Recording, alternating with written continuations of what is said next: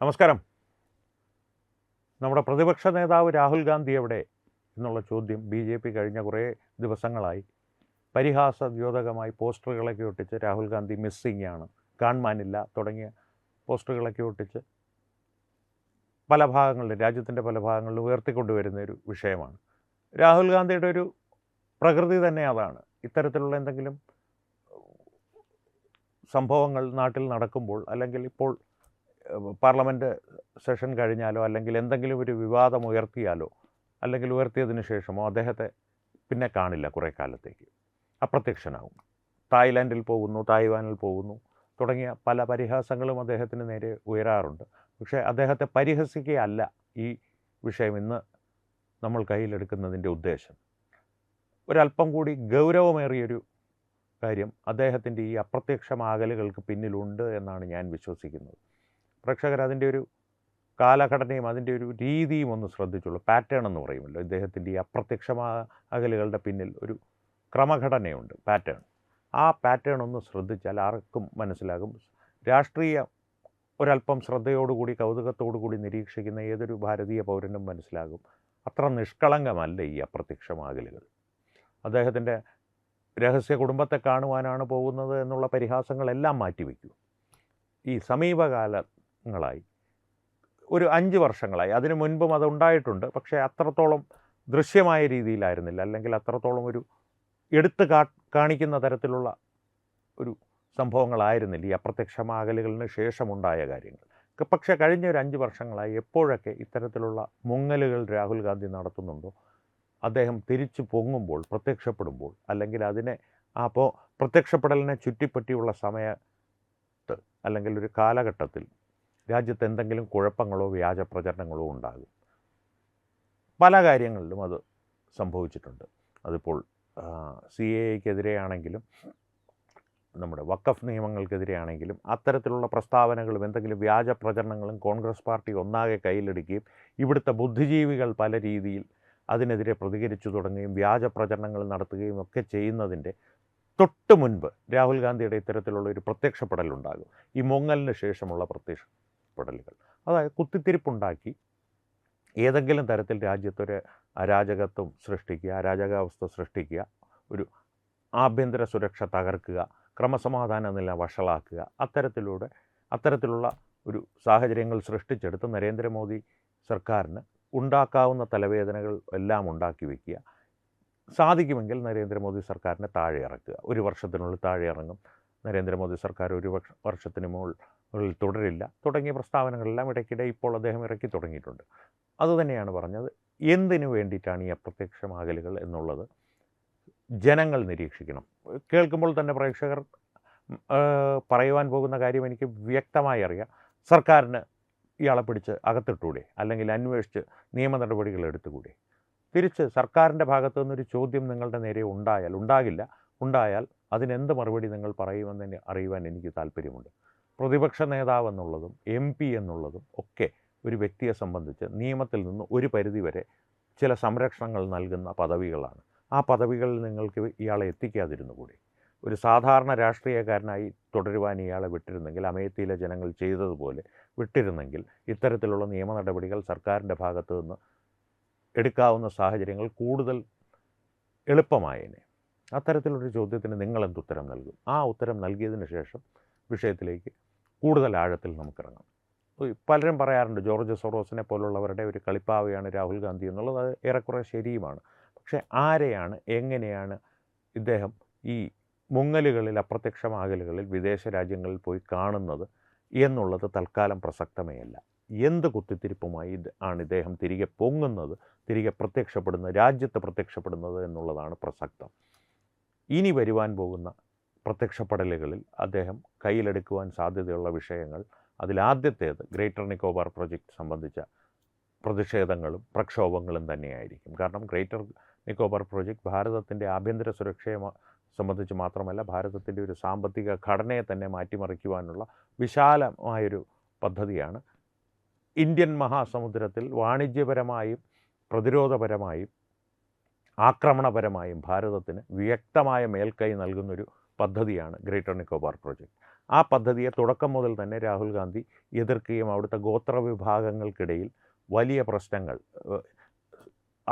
ആദ്യഘട്ടത്തിലൊക്കെ ഈ പദ്ധതിക്ക് പൂർണ്ണമായും 100% അനുകൂലമായി നിന്ന ഗോത്രവർഗ്ഗങ്ങൾക്കിടയിൽ ചില എതിർപ്പിൻ്റെ സ്വരങ്ങൾ സൃഷ്ടിക്കുന്നതിൽ രാഹുൽ ഗാന്ധി വിജയിച്ചിട്ടുണ്ട്. ഇനി രാഹുൽ ഗാന്ധിയുടെ ഒരു ശ്രമം അതിന് തിരികൊളുത്തി അതിനെ ഒന്ന് ആളിക്കത്തിച്ച് ഈ പദ്ധതിക്ക് സാധിക്കാവുന്ന കാലത്തോളം മുടക്കങ്ങൾ സൃഷ്ടിക്കുക എന്നുള്ളതായിരിക്കും. ആത്യന്തികമായി ഇത് നടപ്പാക്കപ്പെടുക തന്നെ ചെയ്യും, പക്ഷേ അതിന് കാലതാമസം സൃഷ്ടിക്കുക എന്നുള്ളൊരു കാര്യം ചെയ്യുവാൻ രാഹുൽ ഗാന്ധിക്ക് സാധിക്കും. ആർക്ക് വേണ്ടി? ചൈനയ്ക്ക് വേണ്ടിയിട്ടെന്നുള്ളത് കൃത്യമാണ്. കോൺഗ്രസ് പാർട്ടി ചൈനയുമായിട്ടൊരു രഹസ്യ ധാരണ മുൻകാലങ്ങളിൽ ഒപ്പിട്ടിട്ടുണ്ട് എന്നുള്ളതും പ്രേക്ഷകരെ ഈ അവസരത്തിൽ ഞാനൊന്ന് ഓർമ്മിപ്പിക്കുകയാണ്.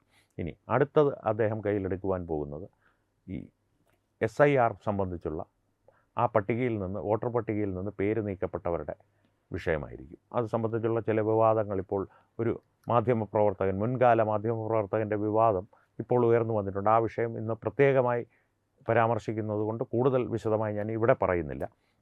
രാഹുൽ ഗാന്ധിയിലേക്ക് തിരിച്ചു വന്നാൽ ഒരുപാട് വോട്ടർമാരുടെ പേരുകൾ നീക്കം ചെയ്യപ്പെട്ടു എന്നുള്ളൊരു വ്യാജ പ്രചരണം മറ്റൊരു ഭാഗത്ത് സൃഷ്ടിച്ച് ചില കുഴപ്പങ്ങൾ അതിൻ്റെ പേരിൽ സൃഷ്ടിക്കുവാനുള്ളൊരു ശ്രമങ്ങളും തീർച്ചയായും അദ്ദേഹത്തിൻ്റെ ഭാഗത്തു നിന്ന് ഇനി അദ്ദേഹം തിരികെ രാജ്യത്ത് പ്രത്യക്ഷപ്പെടുമ്പോൾ ഉണ്ടാകും. അയോധ്യ വിവാദം തത്വമൈ ന്യൂസ് അത് വിശദമായി തന്നെ ചർച്ച ചെയ്തിരുന്നു. അതും അദ്ദേഹം കയ്യിലെടുക്കും. പക്ഷേ അതിൽ കുത്തിത്തിരിപ്പൊന്നും അധികം നടക്കുവാനുള്ള യാതൊരു സാധ്യതയുമില്ല. മറ്റൊരു പ്രധാനപ്പെട്ട വിഷയം ഭാരതവും ഇസ്രായേലുമായിട്ടുള്ള ബന്ധത്തെ സംബന്ധിച്ച് മുസ്ലിം ജനവിഭാഗത്തിൻ്റെ ഇടയിൽ രഹസ്യമായ കുത്തിത്തിരിപ്പുകൾ ഉണ്ടാക്കുക എന്നുള്ളതായിരിക്കും. അതിൻ്റെ ഒരു തുടക്കമെന്നുള്ള രീതിയിലാണ് രാഹുൽ ഗാന്ധിയുടെ പ്രിയപ്പെട്ട മാതാവ് ശ്രീമതി സോണിയാഗാന്ധി കഴിഞ്ഞ ദിവസം ഭാരതത്തെ രൂക്ഷമായി വിമർശിച്ച് ഇസ്രായേലുമായിട്ടുള്ള ബന്ധത്തെ പ്രതി ഗാസയെ സ്നേഹിച്ച് കണ്ണുനീരണിഞ്ഞ് നെഞ്ചത്തടിച്ച് നിലവിളിച്ച് ഒരു ലേഖനം പ്രസിദ്ധീകരിച്ചത്. അതിൻ്റെ ഒരു തുടക്കമായിട്ട് തന്നെയായിരിക്കും. അത്തരത്തിലുള്ള കുത്തിത്തിരിപ്പുകളും ഇനി വരുവാനിരിക്കുന്നു. ഇറാനുമായിട്ടുള്ള ഭാരതത്തിൻ്റെ ഒരു ബന്ധം ഇപ്പോൾ നിലനിൽക്കുന്നുണ്ട്. ലോകരാജ്യങ്ങൾ മുഴുവൻ അത്ഭുതത്തോടെ കാണുന്നൊരു ബന്ധം. ആ ബന്ധം ഏതെങ്കിലും ഒരു തരത്തിൽ വഷളാക്കുവാനുള്ള ശ്രമങ്ങളും രാഹുൽ ഗാന്ധിയുടെ ഭാഗത്തു നിന്നുണ്ടാകും. ഇതിനൊക്കെയുള്ള ഊർജ്ജം അദ്ദേഹത്തിന് എവിടുന്ന് ലഭിക്കുന്നു? ഒരുപക്ഷെ അദ്ദേഹം പട്ടായയിലോ അല്ലെങ്കിൽ തായ്ലാൻഡിലോ ഒക്കെ പോയി ചെലുത്തുന്ന ഏതെങ്കിലും വസ്തുവിൽ നിന്നാണോ? അതൊന്നും നമ്മുടെ വിഷയമല്ല. ഈ ഊർജ്ജം പകർന്നു കൊടുക്കുന്നതാര് എന്നുള്ളതാണ് രണ്ടാമത്തെ പ്രശ്നം. ജോർജ് സോറോസ് ആണോ? ഡീപ്പ് സ്റ്റേറ്റ് ആണോ? അതോ ചൈനക്കാരാണോ? അതോ ഇവരെല്ലാം സംയോജിച്ച് ഒരു സംഘടന ഉണ്ടാക്കി അല്ലെങ്കിൽ രാഹുൽ ഗാന്ധി ഒരു കളിപ്പാവയാക്കിയാണോ ഭാരതത്തിലേക്ക് ഇറക്കി വിടുന്നത്? ഓരോ തവണയും അപ്രത്യക്ഷമാകുന്ന രാഹുൽ ഗാന്ധിയെ കൃത്യമായിട്ടുള്ള ഇന്ന കാര്യങ്ങളുടെ പേരിലായിരിക്കണം കുത്തിത്തിരിപ്പുകൾ ഉണ്ടാകേണ്ടത്. അതിന് ഭാരതത്തിൻ്റെ ഒരു സാമൂഹ്യ ഘടന അനുസരിച്ച് ഇന്ന കാര്യങ്ങൾ ചെയ്താൽ ഒരല്പം വിജയസാധ്യത കൂടുതലാണ് തുടങ്ങിയ ഉപദേശങ്ങൾ നൽകി, കൃത്യമായിട്ടുള്ള ഉപദേശങ്ങൾ നൽകി. കാരണം സ്വന്തമായി ഇതൊക്കെ ആലോചിച്ച് കൂട്ടിയെടുത്ത് നടപ്പാക്കുവാനുള്ള ബുദ്ധിവൈഭവമോ ശേഷിയോ ഒന്നും, രാഷ്ട്രീയ കാര്യശേഷിയോ ഒന്നും രാഹുൽ ഗാന്ധിക്ക് ഇല്ല എന്നുള്ള കാര്യം തീർച്ചയാണ്. അദ്ദേഹത്തിന് ബുദ്ധി ഉപദേശിച്ച് നൽകുന്ന, ഭാരതത്തിൻ്റെ നന്മ ആഗ്രഹിക്കാത്ത, ഭാരതത്തിൻ്റെ തിന്മ മാത്രം ആഗ്രഹിക്കുന്ന ശക്തികൾ ഉണ്ട് എന്നുള്ള കാര്യം ഉറപ്പാണ്. ജോർജ് സോറോസ് ആയാലും അത് വിഷയമല്ല, ചൈനയായാലും വിഷയമല്ല, ഡീപ്പ് സ്റ്റേറ്റ് ആയാലും വിഷയമല്ല, ഇല്യൂമിനാറ്റി ആയാലും വിഷയമല്ല. ഇനി ഇല്യൂമിനാറ്റി ആണെങ്കിൽ തന്നെ ആരായാലും അവരുടെ കളിപ്പാവയെ ആദ്യം നിഷ്ക്രിയമാക്കുക എന്നുള്ളതാണ് ഭാരതീയരെന്നുള്ള നിലയിൽ നമുക്ക് സാധിക്കുന്ന കാര്യം. സർക്കാരിന് ചെയ്യാനുള്ളത് അവർ ചെയ്തുകൊള്ളും. പക്ഷേ നമ്മുടെ ഭാഗത്തു നിന്നൊരു ഉന്തും കൂടി ഉണ്ടായാൽ, ഉന്തിൻ്റെ കൂടി ഒരു തള്ളും കൂടി ഉണ്ടായാൽ അവരുടെ പ്രവർത്തനങ്ങൾ കുറച്ചുകൂടി എളുപ്പമാകും. അതിന് ഏറ്റവും നല്ലത് രാഹുൽ ഗാന്ധിയെ ഞാൻ നേരത്തെ പറഞ്ഞതുപോലെ ഈ നിയമം നൽകുന്ന സുരക്ഷ, ആ സുരക്ഷ ലഭിക്കുന്ന പദവികളിൽ നിന്ന് മാറ്റി നിർത്തുക എന്നുള്ളതാണ്. അതിന് നരേന്ദ്രമോദിക്ക് കഴിയില്ല. നിയമത്തിന് കഴിയും, പക്ഷേ അത് കുറച്ചുകൂടി വഷളാകുന്ന ഒരു സാഹചര്യമുണ്ടാകും. ഒരു സ്ഥിതിഗതികൾ വഷളാകുന്ന സാഹചര്യമുണ്ടാകും. ഉദാഹരണമായി പറഞ്ഞു കഴിഞ്ഞാൽ അടിയന്തരാവസ്ഥയ്ക്ക് ശേഷം ഇന്ദിരാഗാന്ധിയെ ജനം വീട്ടിലിരുത്തി. പക്ഷേ ഈ ജനതാ സർക്കാർ കാട്ടിയൊരു മണ്ടത്തരമാണ് അവരുടെ തിരിച്ചുവരവിന് കാരണമായത്. പരസ്യമായി അവരെ അറസ്റ്റ് ചെയ്യുവാൻ ജനതാ സർക്കാർ മുതിർന്നു. അത് ഒരു സഹതാപ തരംഗമായി ജനങ്ങളുടെ ഇടയിലുണ്ടായി.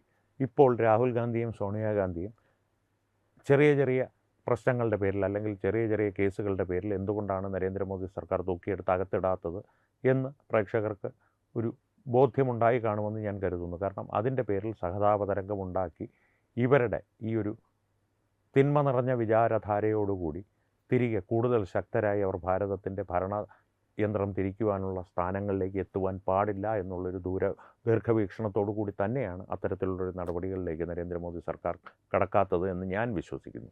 പക്ഷേ പ്രേക്ഷകർക്ക് അല്ലെങ്കിൽ പ്രേക്ഷകരുൾപ്പെടുന്ന ജനസമൂഹത്തിന്, ഞാനും നിങ്ങളുമൊക്കെ ഉൾപ്പെടുന്ന ജനസമൂഹത്തിന് ചെയ്യാവുന്നൊരു കാര്യം, വളരെ സരളമായി ചെയ്യാവുന്ന കാര്യം, രാഹുൽ ഗാന്ധി, അദ്ദേഹവുമായി ബന്ധപ്പെട്ടിട്ടുള്ള രാഷ്ട്രീയത്തിൽ നിലനിൽക്കുന്ന ആളുകൾ, അദ്ദേഹത്തിൻ്റെ പാർട്ടി, ഇവയെല്ലാം അധികാരത്തിൽ നിന്ന് എന്നേക്കുമായി അകറ്റി നിർത്തുവാനും യാതൊരു സ്ഥാനമാനങ്ങളും ഇല്ലാതെ വീടുകളിലിരുത്തുവാനും നമുക്ക് സാധിക്കും. അതിനുള്ള ശക്തി നമ്മളിലുണ്ട് എന്ന് ഹനുമാനെപ്പോലെ, ജാംബവാൻ ഉപദേശിച്ച ഹനുമാനെപ്പോലെ നാം തിരിച്ചറിയുന്ന ദിവസം എനിക്ക് നിങ്ങളും, നിങ്ങൾ എനിക്കും, അല്ലെങ്കിൽ ഞാൻ നിങ്ങൾക്കും ജാംബവാനായി മാറണം, പരസ്പരം ഹനുമാനുമായി മാറണം എന്നുള്ളത് മാത്രമാണ് എനിക്ക് നിങ്ങളോട് പറയുവാനുള്ളത്. ഈ വിഷയത്തെ സംബന്ധിച്ച് നിങ്ങളുടെ അഭിപ്രായങ്ങൾ എന്താണ്?